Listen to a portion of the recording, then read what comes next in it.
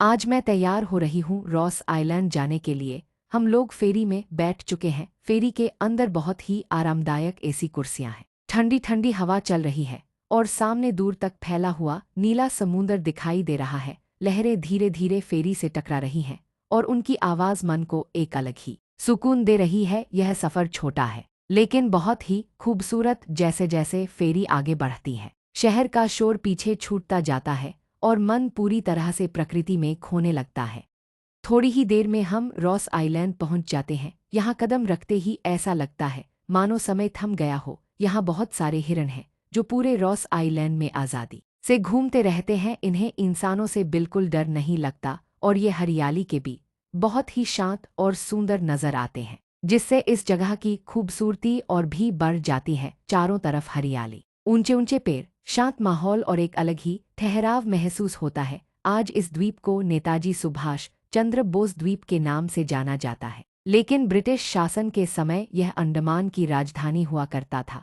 कभी यहाँ अंग्रेज अफसरों की आलीशान जिंदगी हुआ करती थी। इस छोटे से द्वीप पर चर्च, अस्पताल, क्लब, बेकरी, स्विमिंग पूल और सुंदर बंगले बनाए गए थे। उस दौर में यह जगह बहुत ही आधुनिक और रौनक से भरी हुई थी। आज जब हम उन इमारतों को देखते हैं तो वे खंडहर बन चुकी हैं। टूटे हुए चर्च, जर्जर अस्पताल और पुराने बंगले आज भी अपने अतीत की कहानी कहते हैं। पेड़ों की मोटी मोटी जड़ें दीवारों को जकड़ चुकी हैं, जैसे प्रकृति ने धीरे धीरे इंसानों की बनाई हर चीज को अपने अंदर समा लिया हो। इन खंडहरों के बीच चलना थोड़ा रहस्यमय लगता है और थोड़ा भावुक भी, क्योंकि हर कदम पर इतिहास की परछाइयां महसूस होती हैं। रॉस आइलैंड की सबसे खास बात यहाँ खुले घूमते हुए जानवर हैं।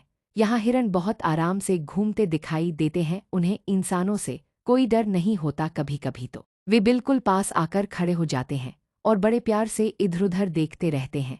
इनके साथ साथ यहाँ मोर भी बहुत हैं। मोर अपने रंग बिरंगे पंखों के साथ जब हरियाली में चलते हैं तो नज़ारा और भी खूबसूरत हो जाता है। उनकी मधुर आवाज़ पूरे द्वीप में गूंजती है और माहौल को और शांत बना देती है। द्वीप पर चलते हुए एक तरफ घना जंगल है और दूसरी तरफ समुंदर की झलक दिखाई देती है। पुराने रास्ते, पत्थरों से बने ट्रैक और चारों ओर फैली शांति मन को अंदर तक सुकून देती है। यहाँ का लाइट हाउस भी बहुत खास है, जो आज भी खड़ा होकर इस द्वीप के गौरवशाली अतीत की याद दिलाता है। कहा जाता है कि द्वितीय विश्व युद्ध के समय जापानियों ने भी इस रॉस आइलैंड सिर्फ घूमने और की जगह नहीं नेताजी बल्कि यह चंद्र बोस ने प्रकृति और शांति का एक अनोखा जिससे इस जगह का यहाँ आकर ऐसा लगता है और हम किसी और ही दुनिया में आ गए हों, जहाँ न कोई भागदौड़ है न कोई शोर, बस हरियाली, समुंदर, पुराने खंडहर, हिरन और मोर। अगर आप अंडमान आए तो रॉस आइलैंड को अपनी लिस्ट में जरूर शामिल करें। यहाँ से लौटते वक्त दिल में सुकून,